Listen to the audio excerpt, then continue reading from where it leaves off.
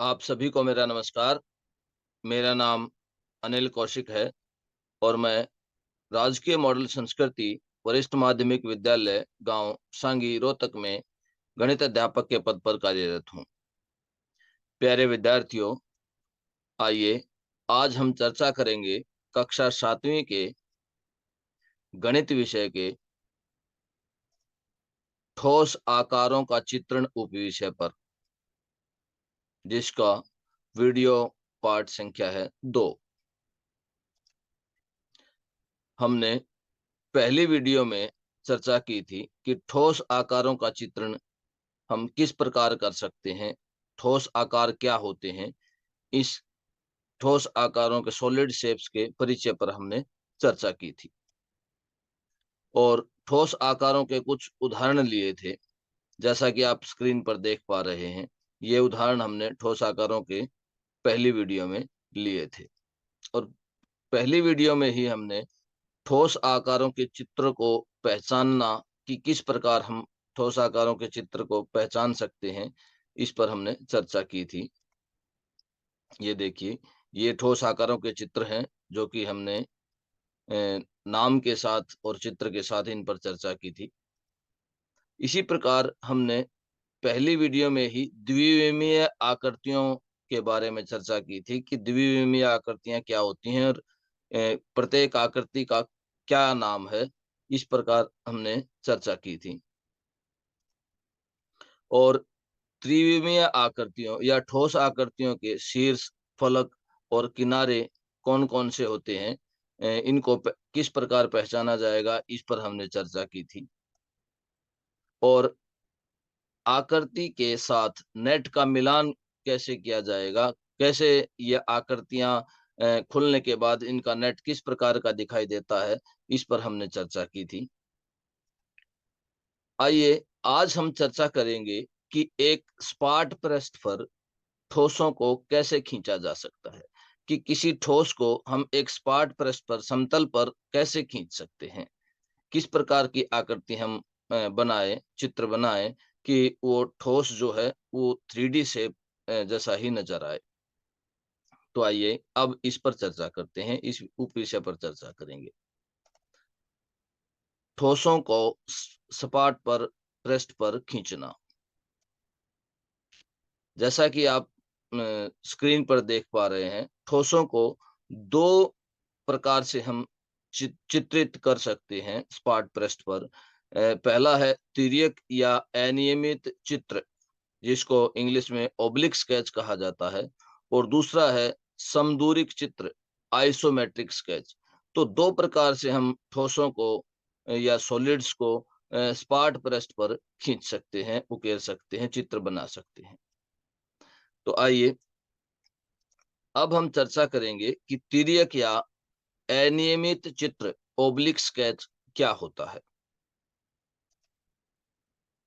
हम यहाँ पर एक घन का चित्र जिसकी विमाएं 3 गुना 3 गुना 3 अर्थात जिसकी लंबाई, चौड़ाई और ऊंचाई 3 3 3 यूनिट है, उसको हम किस प्रकार से एक उसका ओब्लिक स्केच या तिर्यक या अनियमित चित्र किस प्रकार से हम बना सकते हैं, वो समझेंगे या इस उप विषय पर चर्चा करेंगे। तो देखिए, आप स्क्रीन पर एक चित्र दिखाई दे रहा है।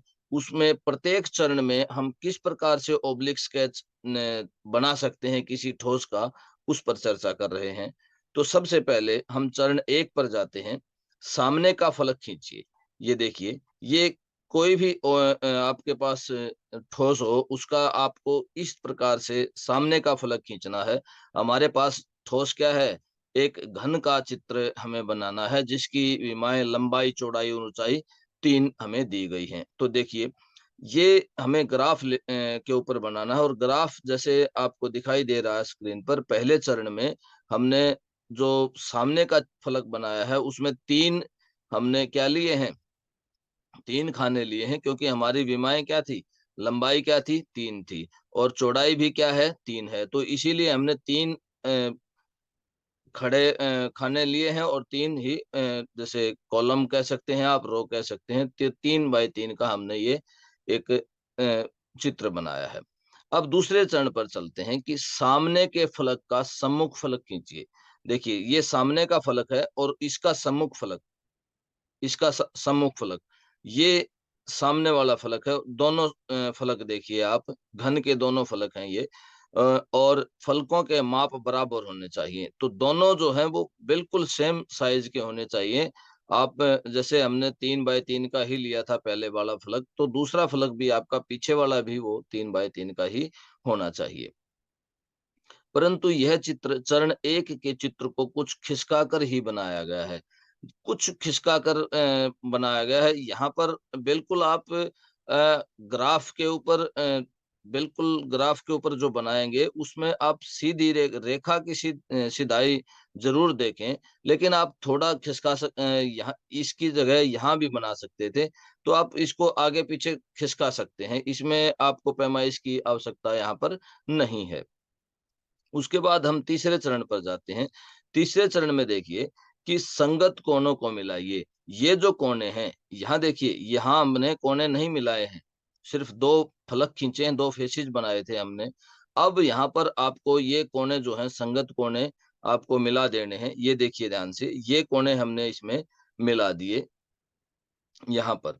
तो ये तीसरा चरण है। तो इस प्रकार हम अब चौथे चरण पे चलते हैं कि छिपे हुए किनारों के लिए, ये हमारा यहाँ पर तीसरे चरण में हमारा घन तैयार हो चुका है। अब हमें थोड़ा-सा इसको मॉडिफ़ाई करना है कि छिपे हुए किनारों के लिए चित्र को बिंदुकित रेखाओं का प्रयोग करते हुए पुनः खींचिए। कि जो छिपे हुए किनारे अर्थात जो बैक साइड के किनारे हैं, बैक साइड के किनारे कौन से हैं? ये जो तीनों किनारे हैं, ये हमें दिखाई नहीं दे रहे। अगर कोई सॉलिड है हमारे पास, वो रखा हुआ है, एक जैसे आप डिब्बा ही लगा सकते हैं। अगर आप इस डिब्बे को देखेंगे कि तो ये पीछे के साइड के जो किनारे हैं, ये हमें नहीं दिखाई दे रहे हैं। तो इन किनारों को आपको डॉटेड करना है, डॉटेड लाइन में करना है। यह एक परंपरा या परिपाटी है, यह अब इस चित्र तैयार है। ये परंपरा या परिपाटी कह लीजिए, या हम उनको अलग से थोड़ा-सा डिनोट करना चाहते हैं, अलग से दिखाना चाहते हैं कि ये जो किनारे हैं, ये हमें दिखाई नहीं दे रहे हैं, तो इनको हम डॉटेड लाइन से शो कर रहे हैं। और अब आपके सामने एक घन का चित्र है, जिसकी विमाएँ 3 गुना 3 गुना 3 अर्थात जिसकी लंबाई, चौड़ाई और ऊँचाई 3 है।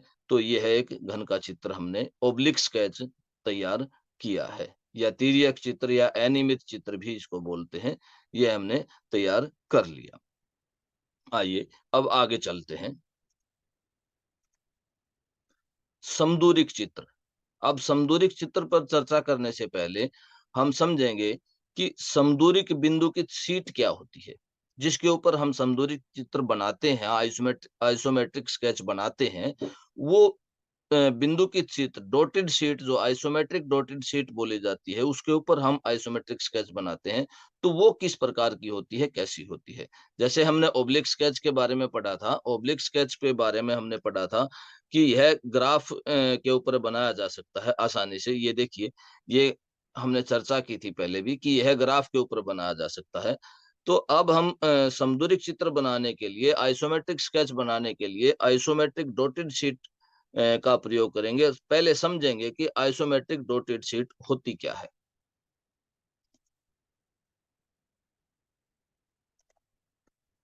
ये देखिए, यह एक आइसोमेट्रिक डॉटेड शीट है। आप इसमें और ग्राफ में अंतर पाएँगे। मैं आपको बताऊँगा यहाँ पर कि ग्राफ में और आइसोमेट्रिक शीट में, बिंदुकित शीट में, समदूरिक बिंदुकित शीट में अंतर क्या होता है? देखिए, आइसोमेट्रिक और इसमें आइसोमेट्रिक डॉटेड शीट और एक ग्राफ में अंतर होता है कि आइसोमेट्रिक में तो ट्रायंगुलर डॉटेड होते हैं। कैसे? ये देखिए, ये यहाँ से हमने यहाँ मिलाया है। ध्यान से देखिए, स्क्रीन पर ध्यान दीजिए यहाँ पर, और यहाँ पर देखिए, ये एक ट्रायंगुलर पोर्शन है। और ग्राफ में क्या होता है, स्क्वायर पोर्शन होता है। तो ये ट्रायंगुलर पोर्शन है। इसी प्रकार से यहाँ दूसरा हम देखते हैं इसी में, ये देखिए, यह एक ट्रायंगुलर पोर्शन बनेगा। हर जो बिंदु हैं, और प्रत्येक बिंदु देखिए, ये बिंदु जो है, यहाँ पर मैं इसी में दिखा रहा हूँ आपको। दो बिंदुओं के बीच में ऊपर वाला भी बीच में आएगा और नीचे वाला भी बीच में आएगा, तो एक ट्रायंगुलर पोर्शन बनेगा यहाँ प्रत्येक बिंदु, तीन बिंदुओं के बीच में। तो देखिए अब बड़ा इसको करके देखते हैं थोड़ा सा।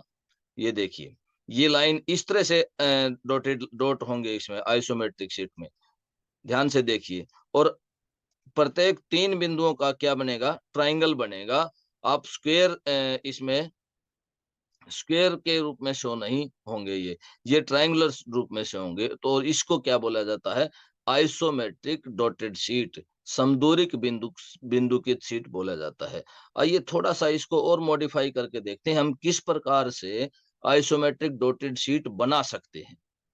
तो देखिए, आपको राइट साइड में एक चित्र दिखाई दे रहा है, उसमें डॉटेड दिखाई देंगे आपको किस प्रकार से डॉटेड लगाने हैं, डॉटेड करने लगाने हैं, डॉट लगाने हैं। आप बिल्कुल अपने एक जो नॉर्मल पेज होता है आप उस पे आइसोमेट्रिक शीट बना सकते हैं। देखिए, आपको इस तरह से डॉटेड डॉट लगाने हैं। ये देखिए, इस प्रकार से डॉट होने चाहिए आपके। पहला यहाँ पर लगाएंगे, दूसरा यहाँ पर और फिर तीसरा इसके बीच में। अगली लाइन में लगाइए लेकिन उसके बीच में होना चाहिए। अब देखिए आगे हम लगाते हैं इसी प्रकार से। ये देखिए, इस प्रकार से हम क्या बनाएंगे, आइसोमेट्रिक डॉटेड शीट तैयार करेंगे। और इसी प्रकार से इसमें भी देखिए, इसमें भी हमारे पास क्या होगा, एक ट्रायंगुलर रीजन बनेगा, जिस प्रकार से हमने पहले चर्चा की थी। इसी प्रकार से इसमें आइसोमेट्रिक डॉटेड शीट में ट्रायंगुलर रीजन बनेगा। आपको ये बहुत अच्छी प्रकार से समझ लेना है और बनाते हुए ध्यान रखना है।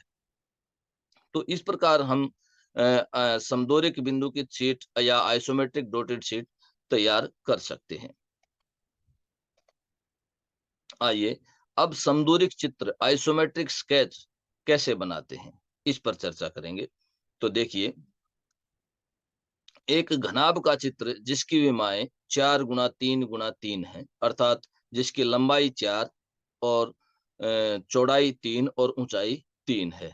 ये यूनिट्स हैं। यूनिट यहाँ पर यूनिट सेंटीमीटर, मीटर या कुछ भी हो, हम उसी के अनुसार अपना आइसोमेट्रिक चित्र बना सकते हैं। तो देखिए, सबसे पहले हम आइसोमेट्रिक बिंदु की शीट या आइसोमेट्रिक जो डॉटेड शीट है वो देखेंगे। ये हमारे पास चित्र अ, आपको स्क्रीन पर दिखाई भी दे रहे हैं। तो इसके पहले चरण पर जाते हैं कि आइसोमेट्रिक स्केच बनाने में हमें फर्स्ट स्टेप पे क्या करना है। तो देखिए, फर्स्ट स्टेप पे हमारे पास क्या है, लंबाई और चौड़ाई है। लंबाई और चौड़ाई है। तो लंबाई हमारे पास क्या है, लंबाई है 4 और चौड़ाई है 3। तो सामने वाला फलक दर्शाने के लिए 4 गुना 3 मापों का एक आयत खींचिए। तो देखिए, यहाँ पर ध्यान देने की बात है, आइसोमेट्रिक स्केच में आपको जो भी डायमेंशन आपको दी गई है उसी के अनुसार आपको डॉटेड लाइन बनानी है। तो पहले क्या है, लंबाई देखिए, लंबाई यहाँ पर 4 है तो हमने 4 खाने लिए हैं। 1, 2, 3 और 4, ये चारों खाने लिए हैं। और चौड़ाई हमारे पास कितनी है, 3 है, तो हमने चौड़ाई में 3 खाने लिए हैं, 1, 2 और 3। तो इस प्रकार हमने क्या बनाया है, एक आयत बनाया है। अब दूसरे चरण में हम जाते हैं। तो आयत के चारों कोनों से लंबाई 3 इकाई वाले 4 रेखाखंड खींचिए। अब क्या है, यहाँ पर ध्यान दें, वो जो चौड़ाई थी वो ऊंचाई में बदल चुकी है, क्योंकि हम 3 डायमेंशन बना रहे हैं ना, तो 3 डायमेंशन में जो खड़ी है वो ऊंचाई कहलाएगी। तो इस प्रकार हमारे पास क्या था, ऊंचाई भी 3 थी और चौड़ाई भी 3 थी। तो हम देखिए ध्यान से, अब यहाँ पर ये जो बनाएंगे, ये भी हमें 3 लेंगे, क्योंकि हमारे पास डायमेंशन जो है वो 3 दिया गया है। तो ध्यान से देखिए, 1, 2 और 3। तो इस प्रकार भी हमने 3 लिया, खड़ा भी हमने 3 लिया है, और ये इस तरह से लंबाई जो है वो हमने क्या ली है, 4। हम एक भी जो एज है उसको बिना डायमेंशन के जो हमें दिया गया है उसी के अनुसार ही बिल्कुल हमें अच्छी प्रकार से लेना है। हम कहीं भी आगे पीछे इसमें नहीं कर सकते, ओब्लिक स्केच की तरह हम आगे पीछे इसको नहीं कर सकते। अब देखिए, अब हमें तीसरे चरण में क्या करना है कि सुमेलित कोनों को उपयुक्त रेखाखंडों से मिलाइए। जो कोने हैं उनको हमें मिला देना है। तो जैसे देखिए, यहाँ से यहाँ मिलाना है, यहाँ से यहाँ मिलाना है और इन पीछे वाले कोनों को हमें एक दूसरे के साथ मिला देना है। तो इस प्रकार चरण 4 में हम जब जाते हैं तो यह घनाभ का एक समदूरिक चित्र है। ये समदूरिक चित्र है और हमारे पास यह समदूरिक चित्र तैयार हो चुका है। अब आगे चलते हैं। घनाभ की विमाओं 3 गुणा 3 गुणा 6 के आधार पर घनाभ का तिर्यक चित्र और समदूरिक चित्र बनाइए। तो देखिए, तिर्यक या अनियमित चित्र या ओब्लिक स्केच हम कहते हैं इंग्लिश में। तो ये देखिए, यह इसके लिए ओब्लिक स्केच है। यहाँ पर 3, 3 और 6 डायमेंशंस दी गई हैं। तो ये हमने ये जो एज है वो हमने 3 ली है और इस तरफ वाली 3 ली है और खड़ी हमने क्या ली है इसमें 6 ली है। और इसी प्रकार बनाएंगे। उसमें देखिए, ये आइसोमेट्रिक शीट के ऊपर हमने बनाया है। ये जो है, ये भी हमने क्या लिया है 3 ली है और ये इस तरफ वाली भी हमारे पास 3 है और खड़ी हमने क्या ली है 6 ली है। ये ध्यान से देखिए, आइसोमेट्रिक स्केच में हम समदूरिक चित्र में जो डायमेंशन हमें दी गई है उसी डायमेंशन के अनुसार हमने काम किया है। हाँ, ओब्लिक स्केच में हम थोड़ा-सा आगे-पीछे कर लेते हैं। तो इस प्रकार आप इस तरह के क्वेश्चन को बहुत अच्छी प्रकार से कंप्लीट कर पाएँगे।